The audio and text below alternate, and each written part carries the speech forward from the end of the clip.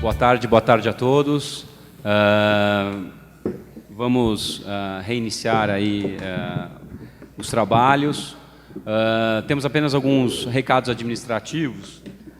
O primeiro deles é no sentido de que nós teremos o coffee break logo depois dessa palestra, né?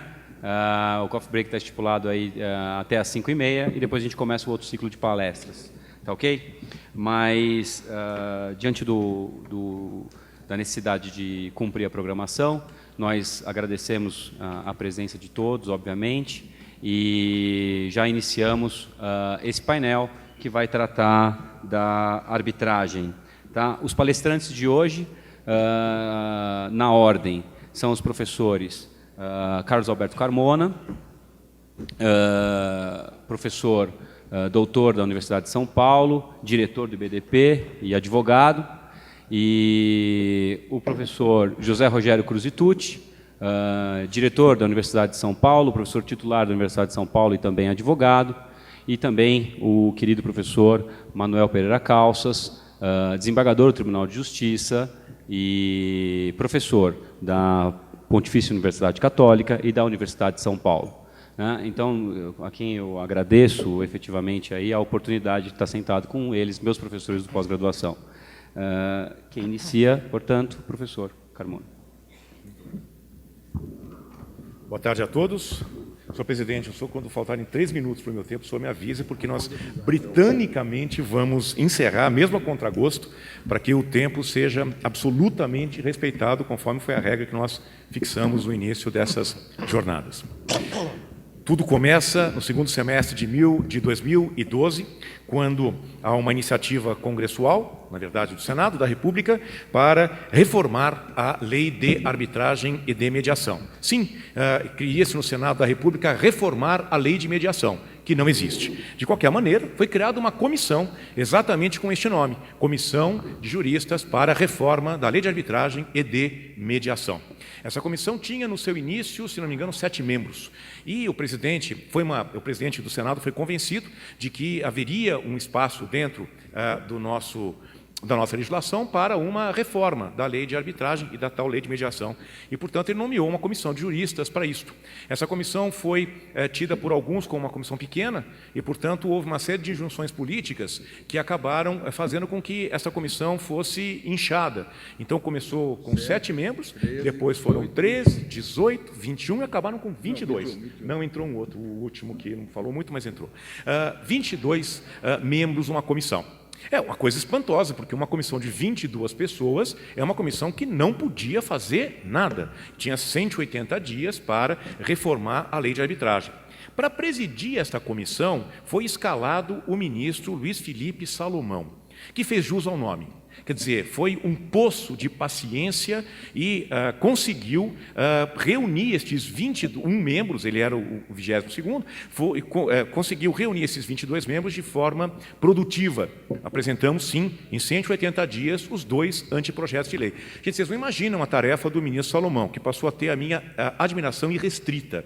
Imaginem uma comissão composta por mim e pelo Zé Rogério, só para começar. Já é alguma coisa ingovernável. Somem a isso, por exemplo, Adriana Bragueta, Eleonora Coelho, o Chico Musnick, o Fitchner, o Zé Roberto Castro e Neves. Quer dizer, é realmente um tumulto. E o ministro Salomão conseguiu fazer com que esta comissão trabalhasse e apresentasse 2 anteprojetos de lei. Um para a reforma da lei de arbitragem e um para a instituição da mediação, que era programada como mediação comercial, que depois esse projeto foi fundido no Congresso, já no Congresso Nacional, porque havia no Ministério da Justiça, esse é um país rico, pode ter muitas comissões para fazer a mesma coisa. Então nomearam no Ministério da Justiça uma outra comissão para fazer um outro projeto de mediação também, e já tinha um outro no Congresso Nacional em trâmite. Você sabe, né, aquele que nós começamos em 99, ficou encalhado no Congresso, depois nós participamos dessa comissão, aí fundiu, foi um inferno. Enfim, fizeram lá, mas eu não vou falar de mediação. O projeto de mediação está correndo com as próprias pernas e com alguma dificuldade, mas o de arbitragem está bem mais adiantado. Quais as novidades que justificam, então, uma reforma da lei de arbitragem? Na verdade, não precisava ter reforma nenhuma na lei de arbitragem, como nós não precisávamos de um Código de Processo Civil novo. Mas, de qualquer maneira, já que tem vamos fazer o melhor possível. São iniciativas, às vezes, do Congresso Nacional que são provocadas por factoides e depois que eles começam, a gente não tem mais controle sobre eles. Então, é possível até nomear uma comissão que faça um projeto técnico, científico, mas a gente não sabe como é que o Congresso Nacional vai lidar com estes mecanismos requintados, técnicos. Este era o nosso grande medo. Apresentamos, de qualquer maneira, um anteprojeto, a lei faz 18 anos, exatamente neste setembro de 2014, então muitos países, depois de 15, 20 anos, reformaram ou atualizaram as suas leis de arbitragem. O Brasil está fazendo a mesma coisa. Não creio que haja dano nesta atualização, desde que não se mexa naquilo que está funcionando bem. E a nossa lei de arbitragem está funcionando muito bem. Quer dizer, a arbitragem foi um dos poucos casos de sucesso legislativo neste país, em que nós começávamos escrevendo que os advogados poderão tratar do procedimento, todos olhavam para nós como se estivéssemos escrevendo uma heresia, os advogados jamais farão isso, fizeram.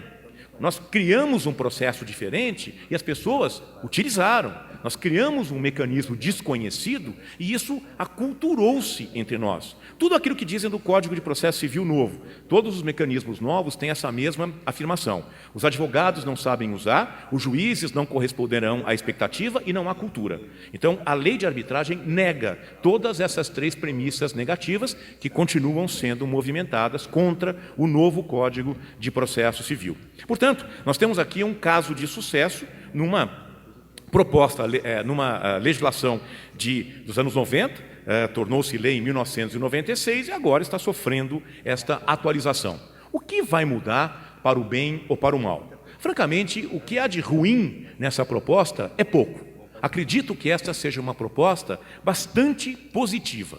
Quer dizer, o legislador começa tratando da arbitragem com a administração pública. Vai-se colocar um parágrafo primeiro, no primeiro artigo da lei, para dizer claramente que a administração pública pode submeter suas controvérsias à arbitragem. Não que houvesse dúvida entre os arbitralistas, assim nós nos chamamos, né, aqueles que lidam com a arbitragem. Não entre os arbitralistas, quer dizer, entre nós isso é absolutamente pacífico. Mas para que não haja dúvidas, vamos dizer que a administração pública pode sim submeter as questões que são de direitos disponíveis também à solução arbitral. Isto era ótimo. Houve, claro, na comissão, sugestão de que tratássemos da arbitragem envolvendo a administração pública de maneira circunstanciada e diferente, criando uma monstruosidade dentro da arbitragem. Diziam uma bolha, eu chamava isso de quisto. Na verdade, não precisávamos de nada disso. Essa proposta foi recusada e ficou-se apenas nisso. Quando a administração for envolvida, pode haver arbitragem, tem que haver publicidade, porque isso é constitucional, e, além da publicidade necessária, o julgamento tem que ser feito segundo as regras de direito. Não pode haver julgamento por equidade. Entenda-se por equidade, equidade substitutiva das regras de direito posto. Então, isso tudo era muito satisfatório e todos ficaram bastante contentes com esta reforma. O Senado da República aprovou esta sugestão da comissão, que é do próprio Senado, e mandou isso para a Câmara dos Deputados. A Câmara, rapidamente inclusive, mandou para a Câmara dos Deputados. Na Câmara dos Deputados, no dia em que havia programada a votação, o deputado Miro Teixeira, e eu faço questão até de deixar claro o nome para que todos assumam as suas responsabilidades, o deputado Miro Teixeira apresenta uma emenda completamente inesperada para dizer que se a administração pública estiver envolvida na arbitragem, isto só poderia acontecer, a utilização da arbitragem com a administração, desde que a cláusula compromissória estivesse incluída no edital de licitação e desde que haja regulamentação. Ou seja, um dispositivo que inviabiliza de forma transversa, inviabiliza a arbitragem com a administração pública. Não sei qual é a justificação de um dispositivo como este, de uma tentativa de emenda como esta, só sei que nós estamos combatendo de maneira feroz esta tentativa de emenda da Câmara dos Deputados. Não foi uma contribuição da Câmara dos Deputados, quer dizer, na verdade foi um desserviço prestado pela Câmara dos Deputados, que aprovou esta emenda, agora volta para o o Senado, e eu espero que o Senado efetivamente consiga rebater esta aprovação, ainda que tenha sido feita pelos 500 e tantos deputados, porque a quantidade realmente não me comove, e nós precisamos realmente de uma maioria qualificada intelectualmente que rejeite esta abominação. Porque isto sim é uma daquelas reformas que tendem a criar entraves, a criar problemas e a puxar o país para trás. Quer dizer, lamentável, mas vamos ver se o Senado vai ter realmente o pulso firme de conseguir reagir contra esta proposta completamente desarrazoada. Depois a comissão sugeriu, e as duas casas aprovaram, que nos contratos de adesão nós fizéssemos uma simplificação. Vocês devem estar lembrados que o artigo 2º, parágrafo 4º, o artigo 4º, parágrafo 2º da lei de arbitragem, trata dos contratos de adesão, dizendo que quando a cláusula compromissória estiver incluída em contratos de adesão, deve haver a cláusula deve ser negritada ou pode ser feita em separado e tem que ter uma rubrica. Bom, para facilitar um pouco, a gente tirou a rubrica. Então, chama atenção, cláusula tem que ser negritada. É suficiente para saber se a parte viu e, portanto, assinou o contrato e concordou ou não. Que dizer que tem que assinar do lado, gente, quem assina um contrato de adesão faz coisa muito pior. Quer dizer, submete-se a uma situação muito mais dramática do que fazer uma rubrica. Então, vamos economizar tinta, de tal maneira que basta que a cláusula seja negritada. Mas nós colocamos aqui uma coisa diferente. Finalmente, vamos voltar à redação originária. Eu fico contente com isso. A redação que é minha, né? A redação originária dessa proposta de lei sobre as relações de consumo. A professorada não está aqui, né? Não. Então eu posso falar. Então, eu não posso falar, mas ela não pode escutar. Nós tínhamos colocado na proposta legislativa de 1996 a proposta de revogar o artigo 51, inciso 7º do Código de Defesa do Consumidor, que dizia que nas cláusulas gerais inseridas em contratos de relações de consumo, a utilização da arbitragem compulsória é considerada cláusula abusiva e, portanto, nula. Mas a ADA ficou furiosa, porque o código tinha acabado de ser aprovado, e então fizeram um movimento duro lá no Congresso Nacional, e essa parte foi o único artigo do anteprojeto de lei de arbitragem que não foi aprovado na Câmara dos Deputados. Agora que o código já está estabilizado, nós estamos voltando a insistir nesta mesma tecla. Por que não? Olhem o critério que a lei quer colocar, e as duas casas aprovaram. Se a relação for de consumo e houver cláusula compromissória, esta arbitragem, a obrigação de submeter uma questão daquela relação jurídica, daquele contrato, à arbitragem, só acontecerá se o consumidor iniciar a arbitragem. Ou, se iniciada a arbitragem, o consumidor concordar com a arbitragem. Pode haver critério melhor? É um hiperprotetivo do consumidor. Em última instância, o que nós estamos dizendo? Só haverá arbitragem em relação de consumo se o consumidor quiser. É assim que deve funcionar, até por conta da concepção da proteção do consumidor nessas relações, que são relações delicadas. Parece-me que esse dispositivo é excelente. Ninguém deve ter queixas em relação a ele. Acho que vai passar. E um outro problema foi relativo aos empregados, porque os tribunais trabalhistas destruíram a arbitragem trabalhista. Para ser franco, não foram os tribunais que fizeram isso, foram os operadores, porque a arbitragem começou a ser utilizada na esfera trabalhista para homologar acordo. Porque como este é um país não só burocratizado, mas também hiperprotetivo das relações de trabalho, quando há necessidade de homologar as rescisões, para o empregador é muito complicado. E ele acaba ficando sempre desprotegido, porque o empregado dá a quitação a respeito das verbas recebidas, mas não dá a quitação a respeito da relação de trabalho. Então, o empregador fica sempre sujeito, mesmo tendo pago aquilo que julgava adequado, e mesmo recebendo quitação, fica sujeito a uma reclamação trabalhista futura. Então, para terminar isso, o que é que começou a se fazer? Simulava-se uma relação arbitral, e nessa relação arbitral aparecia um acordo, esse acordo era homologado, como a lei de arbitragem permite, a sentença homologatória tem a mesma eficácia da sentença estatal, e, portanto, resolvia-se o problema de coisa julgada para evitar que a relação trabalhista voltasse a juízo. Ora, isso é uma simulação. E, é claro, os tribunais começaram a rejeitar esta simulação. E depois os tribunais superiores, que num primeiro momento, o Tribunal Superior, que num primeiro momento era favorável à arbitragem trabalhista, acabou também curvando-se a esta realidade e as decisões dos tribunais regionais. Resultado é que não se vê mais arbitragem trabalhista. Então nós estamos tentando insistir ainda numa relação que parece propícia para a solução por via arbitral. É aquela em que o empregado ocupa cargo ou função de administrador ou diretor estatutário nos contratos individuais de trabalho.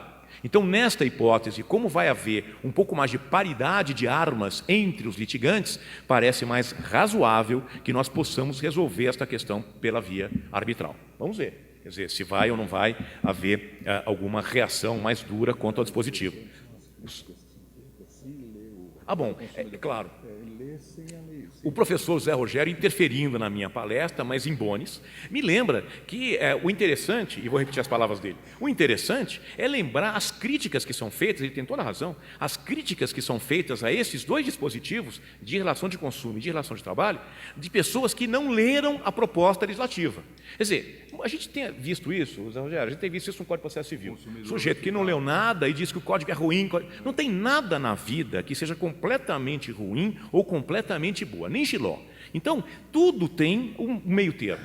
E fazer a crítica é aceitável, desde que, primeiro, diga o motivo da crítica, que tem que ser pontual. E segundo, faça a sugestão melhor. Agora, críticas generalizadas, eu não tenho tempo a perder. E como eu estou ficando velho, o meu tempo nesta terra, nesta encarnação, portanto, está encurtando. E a minha paciência também. Então, eu acho que essas coisas todas não precisam nem ser ouvidas. Depois, uma outra proposta interessante, esta deu uma briga danada na comissão, sobre a lista de árbitros. Muitos de vocês que já utilizaram arbitragem, devem ter visto que em alguns órgãos arbitrais é muito comum que eles ofereçam uma lista e determinem que os árbitros, ou pelo menos o presidente do tribunal arbitral, tenha que ser nomeado dentre aqueles nomes que constam de uma lista.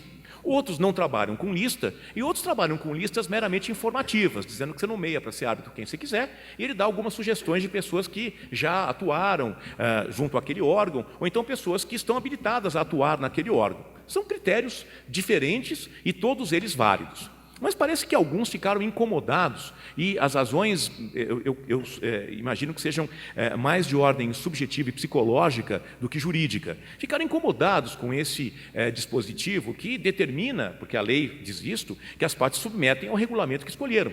E, portanto, quem escolheu uma Câmara onde há um critério de lista fechada, não tem do que se queixar. Vai ter que escolher os árbitros dentre aqueles que estão na lista. Quem escolheu uma Câmara arbitral com lista aberta, também não tem do que se queixar e pode ser nomeado árbitro quem quiser. Então, aí surgiu uma grave polêmica. Eu até fiquei... Aliás, foi a mais festa, mas foi a única polêmica dura mesmo. Foi linda, mas muitos decidiram de maneira errada, como você. Então... eu tenho o privilégio de falar depois. Mas eu vou interromper também. Sem admitir, já vindo sem a parte. Pode descontar o meu horário. Eu estou incluindo mais um minuto de tempo para o Obrigado. professor Carmona e retirando ele está tirando a minha palavra. Acabou o tempo do professor Carmona. Olha, mas foi interessante porque foi uma discussão, essa foi a única discussão áspera, é verdade, né? Discussão mais áspera assim na comissão. As outras não. Eu fui eleito o presidente do Country Club, porque eu queria sempre sustentar a ideia de que pacta sunt servanda. A arbitragem, para mim, tem dois polos. Liberdade com responsabilidade. Quer dizer, é isto a arbitragem. Mas, enfim, fui vencido. Eu e alguns outros, né, por 6 votos contra 16, eu acho, foi uma coisa de 15, uma coisa assim, ou 14. Foi uma vitória esmagadora contra aquela parte que tinha razão. Como eu digo, não acredito em quantidade de números, eu acredito em qualidade de números. Então, o que ficou decidido com esta reforma? Que, ainda que a Câmara trabalhe com lista fechada, se as partes quiserem, poderão estabelecer que esta regra do órgão arbitral seja desprezado e que se nomeie um árbitro fora da lista.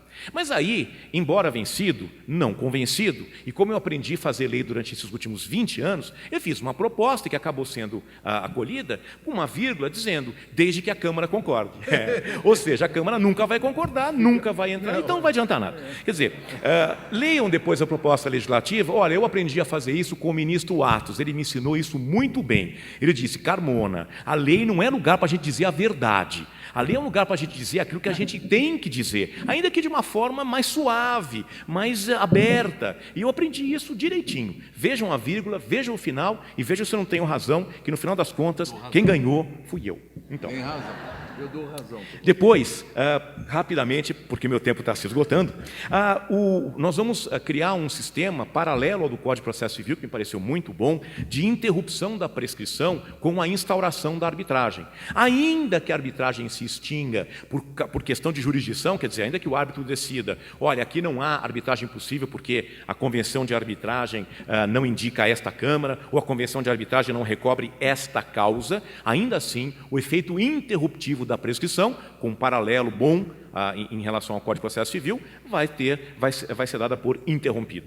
Vamos colocar a possibilidade das sentenças parciais, que a jurisprudência já havia, enfim, de qualquer maneira, acolhido na lei de arbitragem. Vamos colocar tutelar a questão das cautelares, interpretando melhor o artigo 22, exatamente no sentido do acórdão relatado pela ministra Nancy. Nós praticamente vamos copiar o que ela disse e copiar na lei, porque o que ela disse está muito bem dito, e, portanto, nós só estamos sistematizando isso na lei. Vamos criar a carta arbitral, de tal maneira que o árbitro, quando precisar do Poder Judiciário, ajuda para medidas coercitivas, já sabe exatamente o que fazer. Não sei se algum de vocês já tentou ir ao distribuidor para pedir que o juiz cumpra uma medida qualquer do árbitro. O distribuidor não sabe o que fazer com esse papel, não sabe o que fazer com o árbitro, com o portador, não tem carimbo, não tem um código para ele colocar, não tem processo digital para esse negócio. Então, estamos criando um método de tal maneira que as normas de serviço da corregedoria vão ter lá a carta arbitral, o Zezinho vai saber o que carimbar, e quando o Zezinho tem um carimbo, tudo funciona. Portanto, vamos decidir a questão da carta arbitral. E uma outra questão é esta das sentenças que podem ser proferidas no Poder Judiciário quando o juiz não decidir, quando o árbitro não decidir todas as questões. Mas isso está dentro da exposição do Zé Rogério, então nós combinamos que esta modificação eu não vou tratar de tal maneira que ele possa colocar dentro das... Combinado antes, sim, e assim ele pode tratar isso dentro do desenvolvimento do tema. Senhores, dentro dos exatos 20 minutos que me foram fornecidos, agradeço a atenção e a paciência.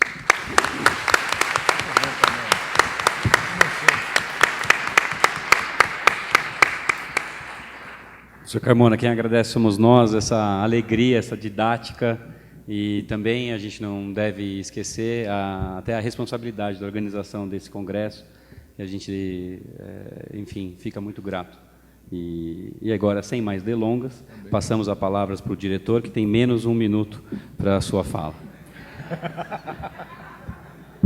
É ótimo falar isso para o diretor, não é? Vou falar sobre liberdade.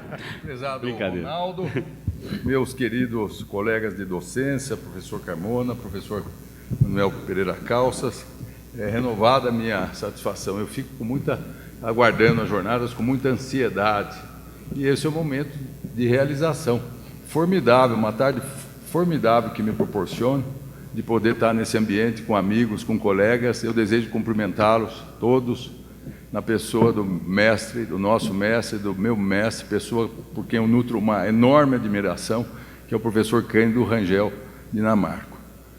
Uma salva de palmas para o professor Dinamarco. Está lá.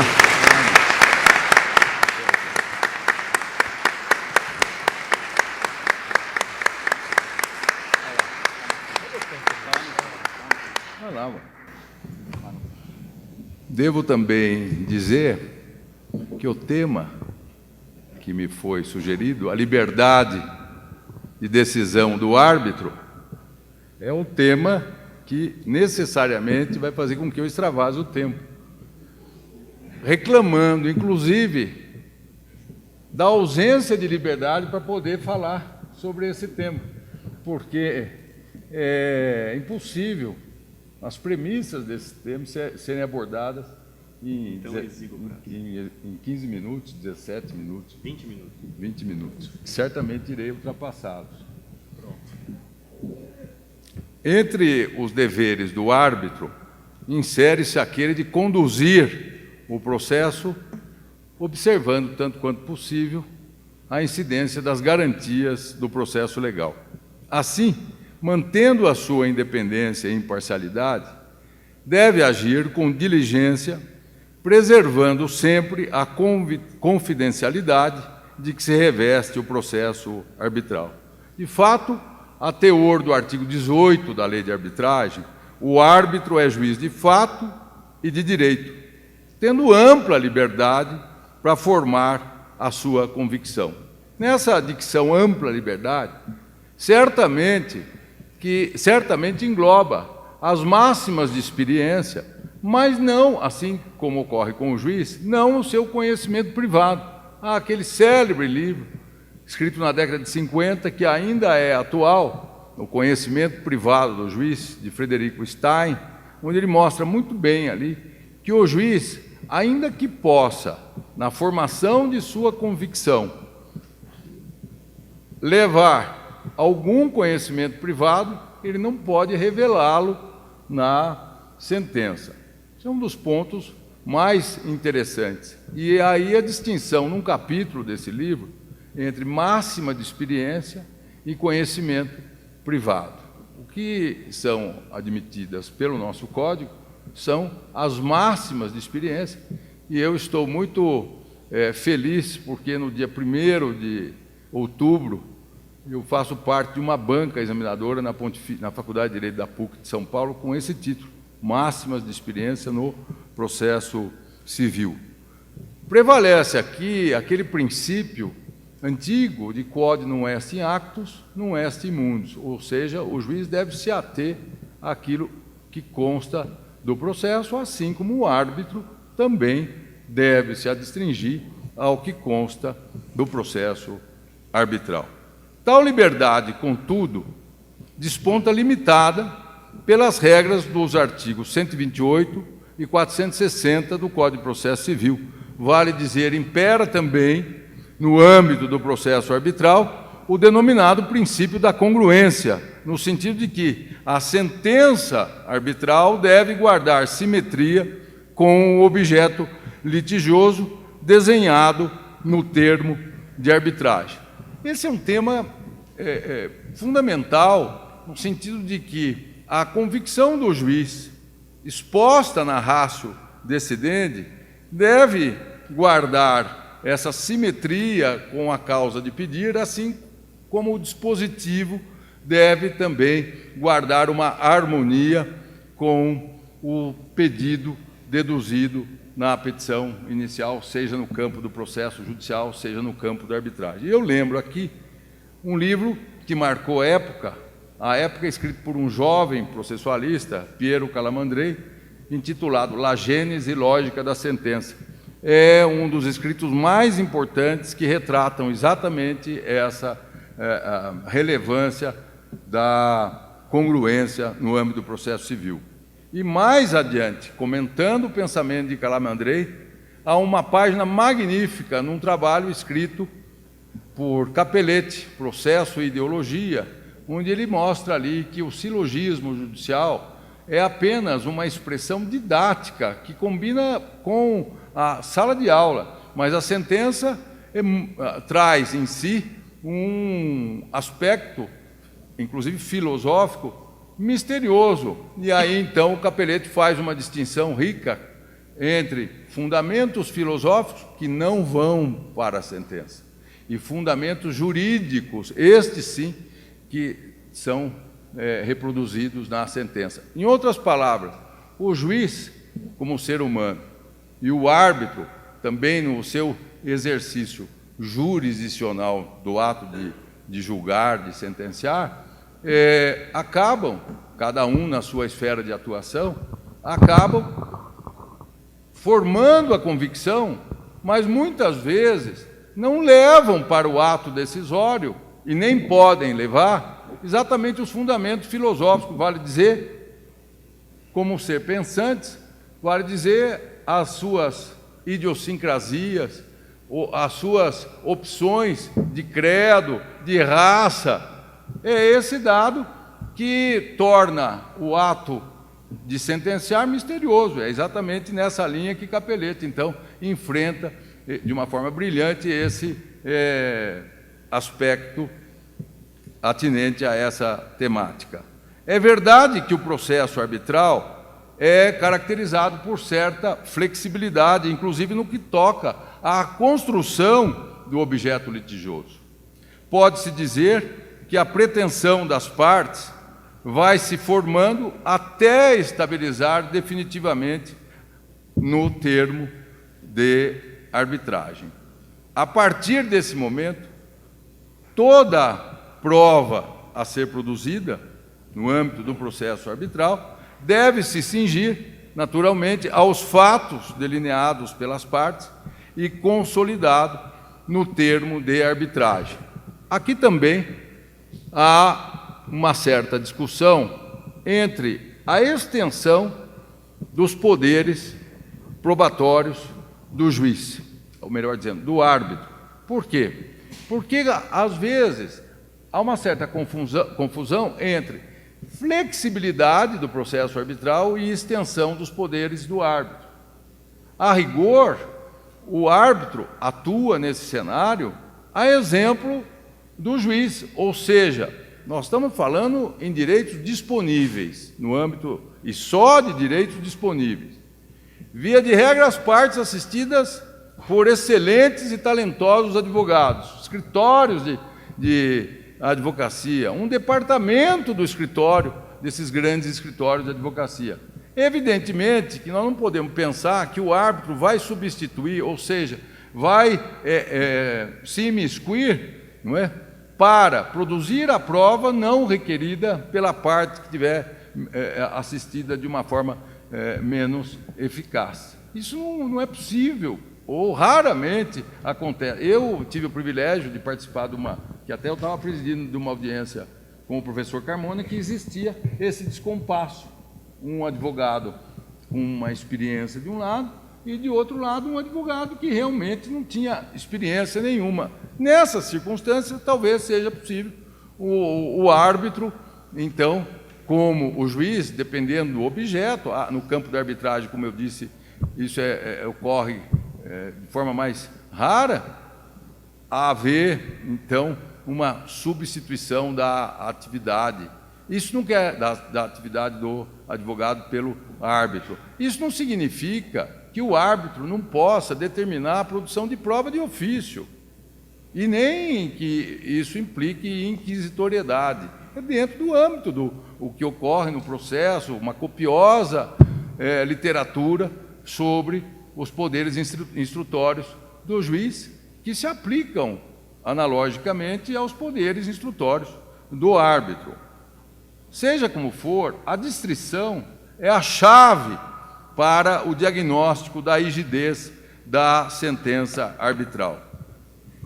Dentre os vícios que maculam a sentença, encontra-se exatamente aquele que concerne à falta de simetria entre o que foi pedido e o que foi julgado. A sentença pode ser anulada por ser ultra petita ou citra petita. É exatamente aquele confronto que naturalmente é feito pelo intérprete. A sentença deve sempre ser interpretada para se fazer o diagnóstico, não é, entre o que foi pedido e o que foi julgado. É desse diagnóstico que se conclui, então, que houve um avanço, o árbitro avançou, isto é, julgou mais do que deveria ter julgado, ou julgou fora do que foi pretendido pela parte. Na hipótese da sentença a sentença arbitral ser infrapetita, é evidente que o vício aí é menos grave, porque antes do trânsito em julgado, de acordo com a lei da arbitragem, as partes podem perfeitamente tentar sanar o vício mediante o pedido de esclarecimento. Cabe observar que o projeto 406 de 2013, isto é, o projeto de reforma da lei de arbitragem, que saiu do Senado, no finzinho do processo legislativo perante o Senado, houve a inserção, e ninguém se deu conta, nem nós, membros da comissão, nos demos conta de que havia uma alteração, um acréscimo. E é interessante como isso ocorre sempre no finzinho do processo legislativo. Bem ali, 2 dias, no último dia e tal, como foi colocado agora também a emenda do deputado Mírio Teixeira, no que diz respeito ao artigo 1º, parágrafo 2º, né, vírgula lá, desde que esteja no edital, no caso da arbitragem na esfera da administração pública. Quer dizer, isso foi na Câmara, não é? Foi na Câmara. No Senado, vejam só que incongruência, isso é realmente um absurdo que foi colocado. O artigo 33 trata das hipóteses, então, de anulação da sentença arbitral, que já tinha na lei, que é o mesmo artigo que tem lá na lei em vigor. Muito bem. Olha a redação desse parágrafo 4º. Sem noção, absolutamente sem noção. O caput está tratando dos vícios da anulação, das hipóteses de anulação da sentença arbitral. É assim, de tirar o sono, porque é de um absurdo. Artigo 33, parágrafo 4º. A parte interessada poderá ingressar em juízo também para requerer a prolação de sentença arbitral complementar, se o árbitro não decidir todas as questões submetidas à arbitragem. Quer dizer, nós estamos falando de lei de arbitragem, de um artigo que trata da possibilidade de se requerer a anulação da sentença arbitral. Não, aqui se cria uma outra ação, é uma ação visando a complementação da sentença arbitral. Quer dizer, essa sentença é como naquele trabalho do Calamandrei, sentença subjetivamente complexa, ela vai ser parte arbitral e parte judicial estricto sensu. Não tem sentido isso. Quer dizer, você tem uns embargos, o artigo devia reforçar exatamente esse pedido declaratório. Se é infra petita, o juiz deve, então, complementar. E ainda que não tivesse na lei, como não restou julgado, evidentemente que não é possível falar em trânsito de julgado. Então não precisa, porque aí são as regras de processo, quer dizer, o direito da parte postular no próprio juízo arbitral e não perante o juiz togado, a complementação por outra arbitragem. Claro que conspira contra a celeridade processual, mas já que há o vício, é dentro da arbitragem que nós vamos procurar, num primeiro momento, resolver, porque esse artigo tira toda a filosofia da arbitragem, não é? De se obter, pela arbitragem, uma satisfação mais rápida, não é? Uma precipitação temporal do direito tutelável. E aqui ainda fala em questão. Em questão. Bom, aí dá para criar ainda mais um problema. Eu estou te concedendo essa parte, mas não abuse, por favor. A liberdade do árbitro também encontra limites no que toca ao direito que rege a arbitragem. O árbitro deve examinar a questão e proferir a sentença à luz do direito escolhido pelas partes. Em outras palavras, o árbitro não tem a liberdade de aplicar o direito que desejar. Se as partes convencionaram que vai ser a arbitragem regida pela lei brasileira, o árbitro só pode aplicar a lei brasileira, e isso ocorre nas arbitragens internacionais, evidentemente, quando há essa opção das partes por um determinado ordenamento jurídico.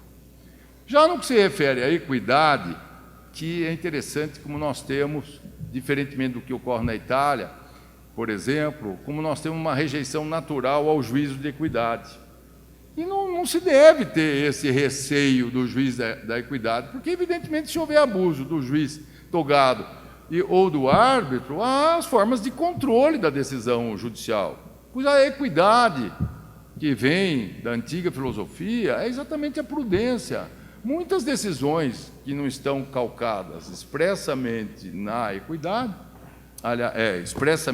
são decisões que, a rigor, tendo em vista a prudência do juiz, e está aqui o ilustre desembargador, professor Manuel Pereira Calças, que, como juiz, tem condição exatamente de dizer com mais conhecimento, mais profundidade, que muitas vezes ele está aplicando ali, diante do caso concreto, a equidade, buscando a justiça da situação. Então, nós não temos que ter receio do julgamento por equidade. Por exemplo, o professor Carmona inicia a intervenção dele dizendo, olha,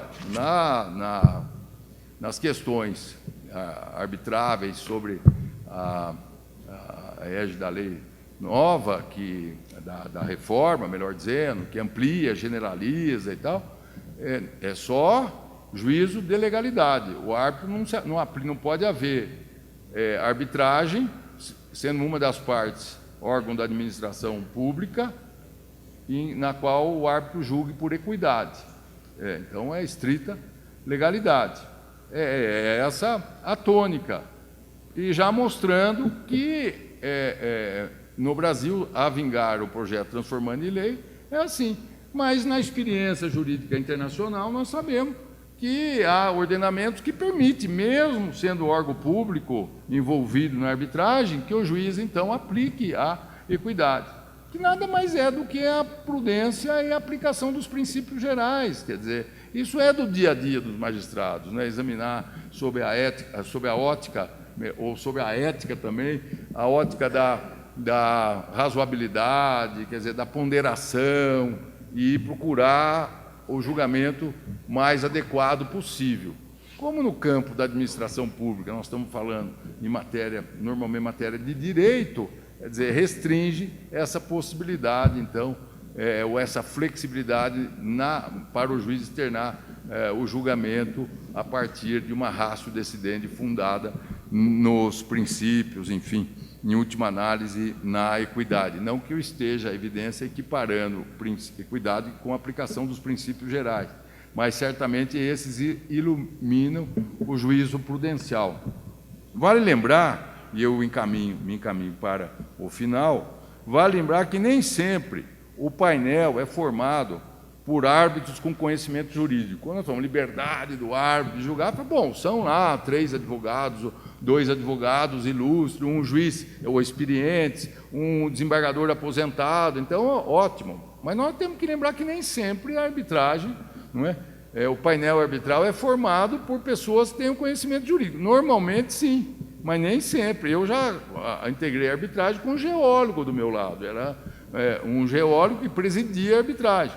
E é interessante, aliás, em Minas, decorrente de um litígio de Minas Gerais. E os protagonistas não eram os árbitros, eram os geólogos, porque nós colhemos 8 testemunhos ali e estes...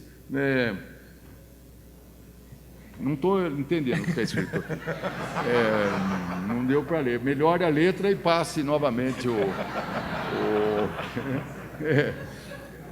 Então, nessas hipóteses, assim como ocorre essa experiência nova minha lá na USP de administrador, enfim, estou vendo que nas sindicâncias, as mais interessantes possíveis, no âmbito da universidade, que é muito grande e tal, então tem lá um problema na odontologia.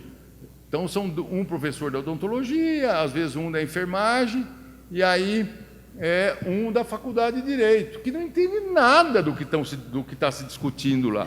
Nada.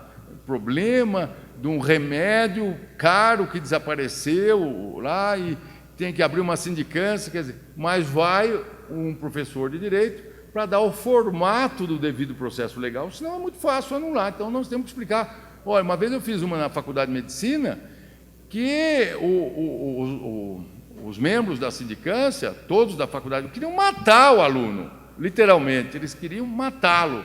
E eu falo, não, tem que ouvir testemunha. Não, mas não precisa ouvir testemunha, o procedimento dele é para ser expulso. Os pais do moço chorando lá de fora e tal. Eu falo, mas não é assim. Aí o professor olhava com ódio para mim, porque eu tinha que dar o formato, dar o direito de defesa. Mas tem direito de defesa? Eu falei, tem direito de defesa. Tem que ser ouvido, eu sei. Eu pensava, a condenação é iminente, mas tinha que ouvir.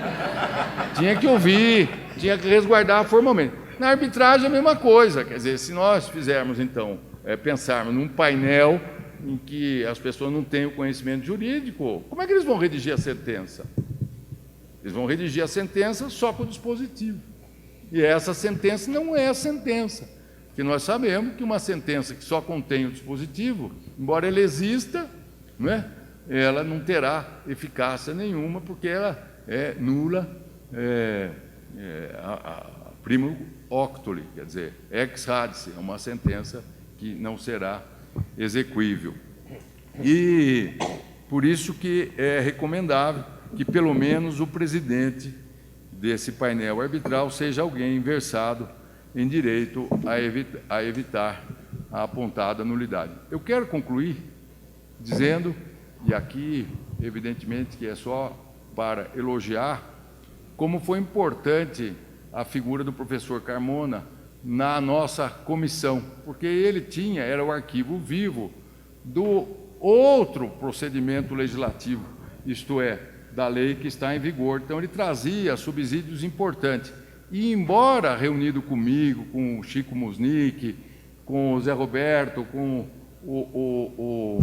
bom, e muitos outros, a Bragueta, a Adriana Bragueta, todos ilustres e tal, e às vezes a coisa esquentava, cabia a mim, até por ser o mais velho, jogar água fria, ponderando, procurando, então, vamos dizer, abaixar a discussão, o calor da discussão, mas foi um momento, na minha experiência, memorável. E e nem poderia ser diferente. O conjunto de ideias ali foi muito importante, um ambiente excepcional que só nos aproximou, mas não no caso meu e do Carmona, porque nós já há muito tempo somos amigos próximos, mas entre os outros também tive a oportunidade de conhecer mentes ali ilustres, mas sempre com uma convergência. A convergência é de procurar o melhor possível e, inclusive, se curvando ao desejo da maioria, o que era difícil para o professor Carmona. E aí ele inventou essa vírgula que, a rigor, o artigo é como se não existisse, porque ficou exatamente constando, as partes escolhem e tal, quando for fora da lista, vírgula, desde que tenha o controle da Câmara. Mas serviu para todos, quer dizer, pelo menos chama a atenção de que as partes, para as câmaras, né, que tem lista fechada, que elas podem, então, trazer uma pessoa que tenha prestígio e ser aceita pela Câmara como árbitro. Pois bem, eu mais uma vez agradeço a atenção dos senhores e reitero a minha enorme satisfação. Quer dizer, ganhei não só o fim de semana, mas já ansioso para participar das jornadas próximas daqui a 2 anos. Uma boa tarde para todos.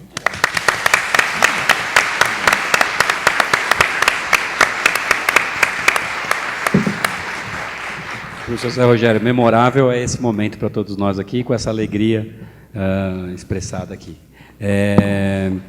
Já foi mencionada a presença do nosso professor Dinamarco aqui, que vale a pena também ressaltar e relembrar a obra do professor Dinamarco na esfera da arbitragem, né, que é esse mergulho do grande processualista, estudando de maneira justa e perfeita aí essa ciência dos arbitralistas. Então, vale a pena conferir a obra do professor Dinamarco, que é essa análise aí da arbitragem sob a ótica da teoria geral do processo. E também mencionar aqui a presença da nossa presidente, querida professora Didi. Se quiser assumir os trabalhos aqui, eu gostaria, não, porque pelo menos você não vai tomar tanto pito quanto eu estou tomando aqui, né? Eles vão te respeitar, obviamente, muito mais. Enfim, vamos dar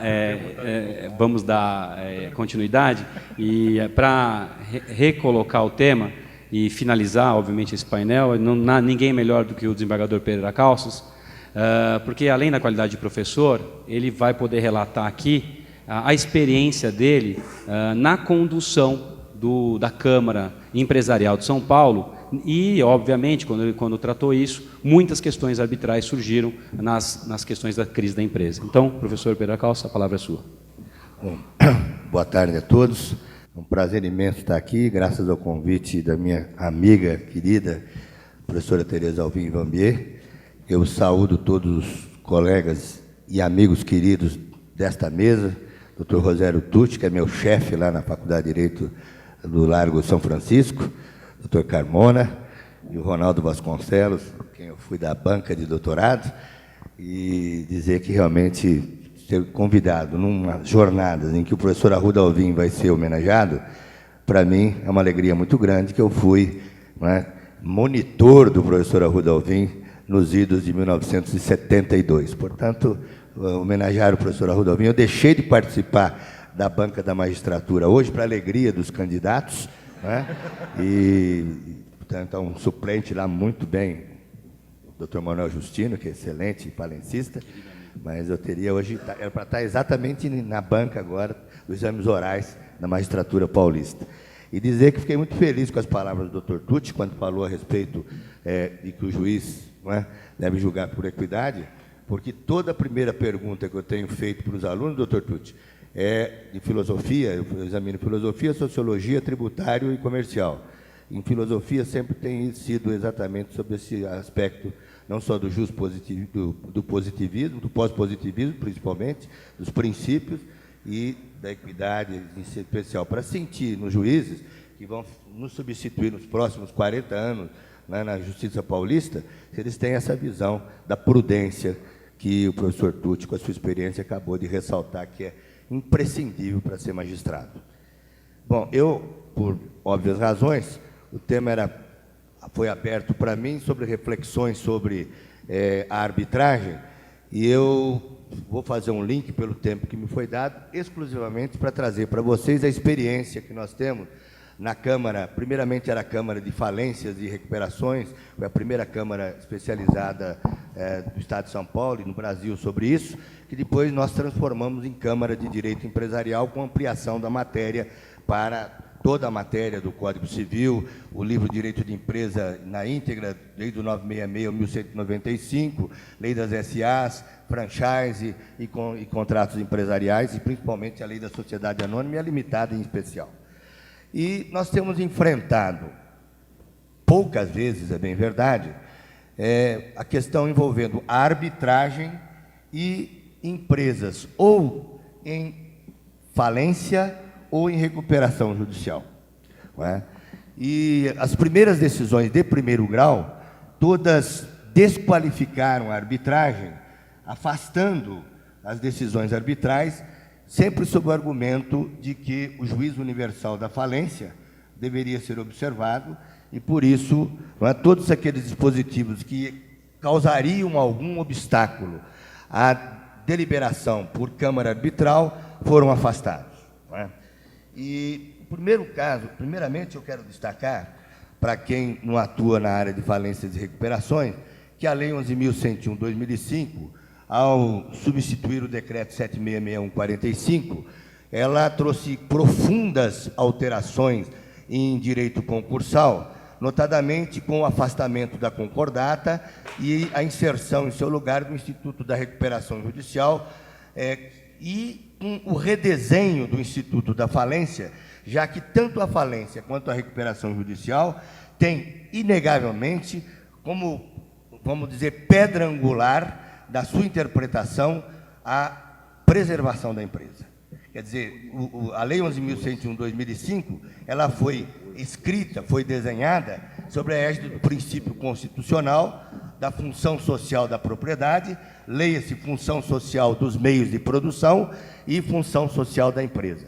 E aí, não é, o objetivo maior, vamos dizer, é o soerguimento da empresa em crise econômico-financeira. A falência deixa de ser vista como uma punição, não é? E o artigo 75 da Lei de Falência, eu uso para justificar isso, porque alguns não entenderam que a falência não tem mais aquele viés punitivo que tinha na sua história. O artigo 75 diz que a falência, ao promover o afastamento do devedor de suas atividades, visa a preservar e otimizar a utilização produtiva dos bens, ativos e recursos produtivos, inclusive os intangíveis da empresa. Portanto, não é só o Instituto da Recuperação Judicial que objetiva salvar a empresa. E a empresa é vista sob o viés ou sob o perfil asquiniano, que todos conhecem, não é? Da organização. Então, não se fala em empresa. Na verdade, às vezes eu uso uma expressão no meu gabinete: olha, se tivermos que jogar o empresário na lata do lixo, nós jogamos, que é o perfil subjetivo. Vamos salvar a organização, né? A empresa em funcionamento. Esse é o viés que tem sido observado na interpretação de todas as causas que envolvem empresas em crise econômico-financeira. E nesta linha é que se foi, vamos dizer, verificar a questão sobre a arbitragem e as empresas, não é, em recuperação ou em falência. No primeiro cenário que nós vemos, que é que, instaurado um procedimento arbitral, envolvendo um litígio entre duas empresas, uma delas, ou às vezes até as duas, não é, podem estar com um pedido de recuperação com o processamento deferido. Vejam bem, é importante destacar que no processo de recuperação judicial não se pode confundir processamento com concessão da recuperação. O processamento é o início, não é, do processo de recuperação judicial, em que se observam apenas os requisitos formais que autorizam a empresa a prosseguir, não é, no procedimento recuperatório, e vai ter o prazo para apresentação do plano, que vai ser submetido depois à Assembleia Geral de Credores e poderá ser aprovado ou não, observadas as classes de credores que a lei prevê, não é? E depois aí o juiz, não é, o juiz da falência ou da recuperação, da vara de falência e recuperação, vai conceder ou não a recuperação, e aí eu tenho uma posição, vamos dizer, bastante conhecida dos advogados de São Paulo, que envolve a questão da soberania da Assembleia Geral de Credores, em que nós temos sustentado que não é uma soberania, mas sim autonomia, que é uma coisa diferente, não é? A Assembleia Geral de Credores, ao nosso ver, sujeito a críticas, não tem soberania, mas é possível que o juiz de direito ele tenha o poder-dever de, mesmo aprovado pela Assembleia Geral de Credores, examinar a legalidade e mais violações a normas de ordem pública. Então é preciso deixar, para quem não me conhece, saber o meu posicionamento de vários casos que se tornaram até, vamos dizer, discutidos na própria faculdade do Largo São Francisco e na Pontifícia Universidade Católica, casos Jotoco, não é, e outros casos semelhantes, que levaram aí a uma série de problemas, mas que acabaram alterando o entendimento da Câmara a respeito disso. Vejam bem, instaurado um procedimento arbitral, a questão que se levanta foi deferido o processamento? O artigo 6º da Lei 11.101/2005 determina a suspensão, não é, de todas as ações e execuções movidas contra a empresa em recuperação. Essa suspensão por um período de até 180 dias depois do deferimento do processamento, é um período curto, e, no caso da falência, se suspendem todas as ações, salvo as exceções legais, não é, que são, notadamente, as execuções fiscais que prosseguem, não é, e, no caso das reclamações trabalhistas, também prosseguem no juízo trabalhista, e as demandas que versem sobre quantia ilíquida. Isso já era no decreto 7661/45. Pois bem, partindo disso aí, se nós analisarmos o artigo 6º, diz: deferido o processamento da recuperação judicial, suspende-se por 180 dias o curso de todas as ações ou execuções em face do devedor. A suspensão inicia-se na data em que foi deferido o processamento. Então, a primeira indagação que surge para nós, sob a ótica processual e falimentar ou recuperacional, esta regra implica a suspensão do curso do procedimento arbitral ou, pelo contrário, deve o procedimento arbitral prosseguir até que o laudo arbitral seja proferido? Segunda questão, a convenção de arbitragem, negócio jurídico celebrado entre as partes antes da recuperação judicial ou antes da falência, deverá ser observada pela empresa em recuperação judicial? O artigo 49, parágrafo 2º da Lei de Falências e Recuperações, preceitua que as obrigações anteriores à recuperação judicial observarão as condições originalmente contratadas ou definidas em lei. Diante de tal previsão, me parece que inexiste qualquer fundamento legal para que, ou jurídico, para que a empresa insolvente, que esteja em crise econômico-financeira e que esteja em recuperação judicial, deixe de cumprir a convenção de arbitragem pactuada antes do requerimento da recuperação judicial, não é? A Lei 11.101/2005 não alberga qualquer regra, a nosso ver, que se refira ao cumprimento da convenção de arbitragem, que, por isso, sob a ótica da nossa Câmara, ela deverá ser cumprida. Esse é o nosso entendimento. Por outro lado, nós também não conseguimos vislumbrar qualquer fundamento que autorize a suspensão do procedimento de arbitragem, que, a nosso sentir, deverá prosseguir normalmente para se apurar se a recuperanda, seja como credora, seja como devedora, tem algum direito de crédito ou deverá efetuar algum pagamento de qualquer débito que tenha sido de negócios jurídicos celebrados antes da crise econômico-financeira. Em suma, o nosso entendimento é de que, convencionada a cláusula de arbitragem, nos termos da legislação especial de regência, o laudo arbitral deverá ser cumprido pela devedora, mesmo que ela esteja em recuperação judicial. E eu anoto ainda, porque poder-se argumentar, um artigo 66. O artigo 66, para quem depois quiser verificar, da Lei 11.101, diz que, após a distribuição do pedido de recuperação judicial, o devedor não poderá alienar ou onerar bens ou direitos de seu ativo permanente, salvo evidente utilidade reconhecida pelo juiz, depois de ouvido o comitê de credores, com exceção daqueles previamente relacionados no plano recuperacional. Evidentemente, o cumprimento da convenção de arbitragem não se enquadra na moldura desse artigo 66. Quer dizer, qualquer, vamos dizer, decisão do Tribunal de Arbitragem que for ou tiver que ser cumprida, não está obstaculizada por essa proibição, não é? Mesmo que seja entrega de bens, entrega de coisas. É evidente, me parece assim de uma clareza. Não é? E também entendo que não se aplica, não é, a suspensão do procedimento arbitral em nenhuma hipótese, nem pelo prazo de 180 dias, como já foi sustentado perante a Câmara. O segundo cenário que eu queria trazer para vocês é o caso de falência mesmo. Nós temos uma primeira situação, convenção de arbitragem pactuada depois da sentença de falência. Não vou nem me estender por isso.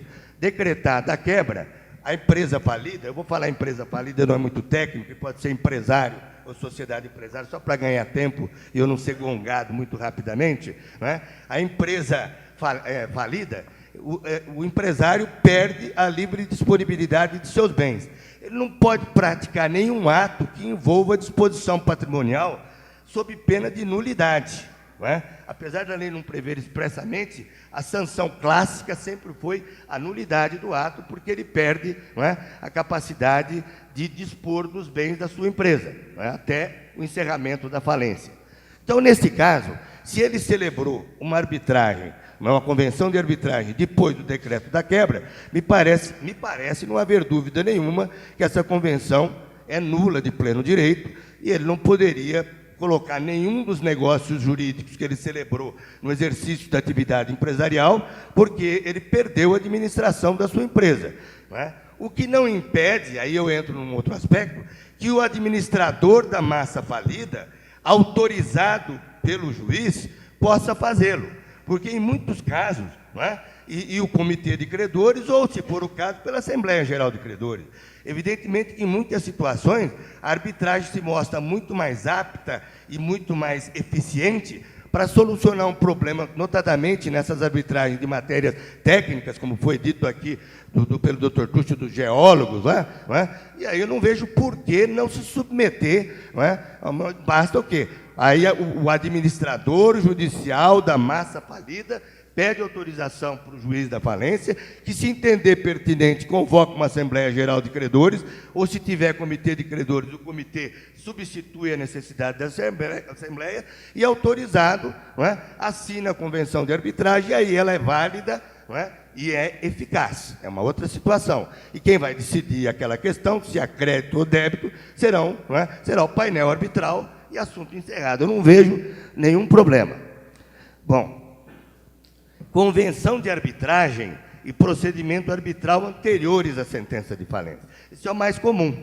Nesse caso, nós entendemos que o decreto de quebra não produz qualquer efeito em relação à arbitragem, mesmo considerando-se que a convenção pode ser classificada como um contrato bilateral.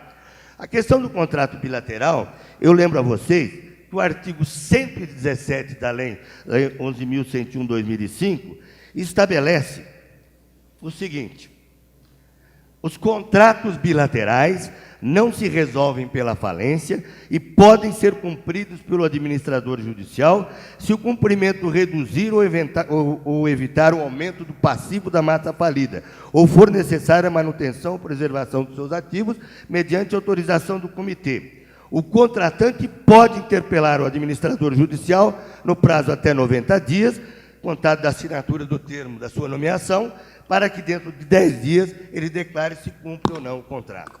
A doutrina sobre arbitragem é divergente sobre isso. Eu sei que há autores, e conheço diversos autores, inclusive o professor Carmona já se posicionou sobre isso, Paulo Campos Salles de Toledo, não é? E outros autores. Eu entendo particularmente que não tem que interpelar nada. Não é?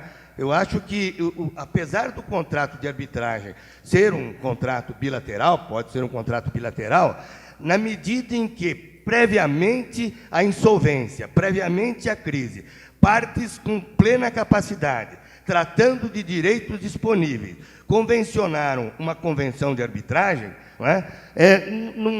não se pode, e decidiram afastar a justiça estatal para a solução daquele conflito, ela é vinculante. Estava presente aqui agora mesmo o ministro João Otávio Noronha, tem um acórdão dele muito claro, no sentido de que a convenção de arbitragem vincula as partes. O afastamento da justiça estadual está presente.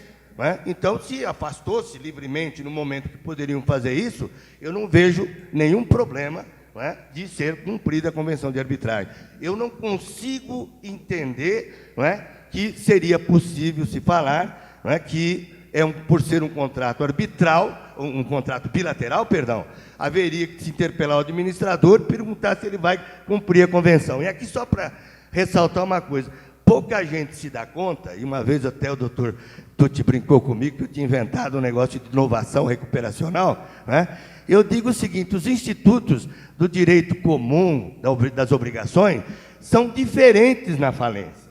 O conceito de contrato bilateral na falência não tem nada a ver com o conceito clássico que todos vocês estudam desde o 2º ano de direito, todos nós. Contrato bilateral é aquele que há obrigações recíprocas e contrapostas. Não é isso.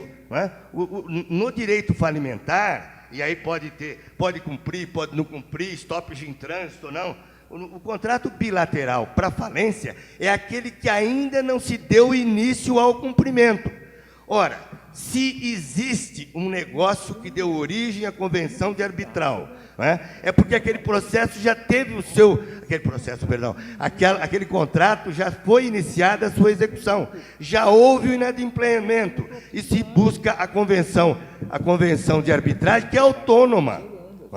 Então, na verdade, ela é autônoma, mas ela é vinculada ao negócio causal. Então, se o negócio foi descumprido, me parece que não se aplica a regra do contrato bilateral. Queria passar isso para as reflexões de vocês. E para encerrar, que já estão aqui me gongando, eu só não posso deixar de passar para vocês uma outra coisa que diz respeito à previsão de cláusula de arbitragem em plano de recuperação judicial. É um tema muito importante. O Ronaldo, apesar de eu ter recebido 10 na tese de doutorado, está me gongando aqui. Na próxima vez eu dou 9,5, viu? E lembrar o seguinte, que apesar de eu saber que há diversos professores, alguns autores que já escreveram sobre isso, que é possível que no plano de recuperação haja previsão de cláusula de arbitragem para solucionar o inadimplemento do cumprimento do plano, com a prática que eu tenho, me desculpe, 38 anos de efetiva diária e diuturna na magistratura, desde os 25 anos de idade, eu não consigo pensar na possibilidade de haver uma cláusula de arbitragem para verificar o inadimplemento do plano. Primeiramente porque o inadimplemento do plano gera convolução da recuperação em falência. Primeiro problema. O árbitro não pode. E o árbitro não pode. Esse é o primeiro problema. E é claro que, eventualmente, poder-se pensar que, em determinadas situações, se valer da arbitragem. Mas que vai ficar difícil, vai. né? Eu não podia deixar de lançar essa ideia no plenário de eminentes processualistas, como foi dito aqui, os maiores processualistas do país estão aqui, para meditarem sobre isso, e principalmente o pessoal da arbitragem. Né? Porque seria muito mais simpático eu dizer, não, realmente, não é? Eu acho que para o plano de recuperação, e mais, só para lembrar, a aprovação do plano é por maioria. Como que fica a minoria dissidente, abstinente e ausente da Assembleia Geral? Não é? Na medida em que o doutor Carmona acabou de falar do contrato de adesão, etc. e tal, é um outro problema, não é? De impor coativamente a arbitragem a quem discordou expressamente da cláusula, a quem não concordou porque se absteve de votar, ou a quem não concordou porque faltou na Assembleia Geral de Credores. São problemas que eu acho difíceis. Nós enfrentamos isso, lembra? Não é? Não na falência, mas da empresa, da... Tá certo? E só para quem não conhece o acórdão, o primeiro caso da Câmara, quem quiser verificar, quem estuda o tema, é o agravo de instrumento 531.020.4/3. Repito, 531.020.4/3-00. Câmara Especial de Falências e Recuperações Judiciais. Nesse acórdão, que foi o pioneiro, nós analisamos essa questão e para prestigiar o Instituto da Arbitragem, que é o que nós temos pensado. Meios alternativos, se não vierem, nós não damos conta do serviço. Nós estamos aplaudindo a arbitragem. Muito obrigado. Ó, a prova que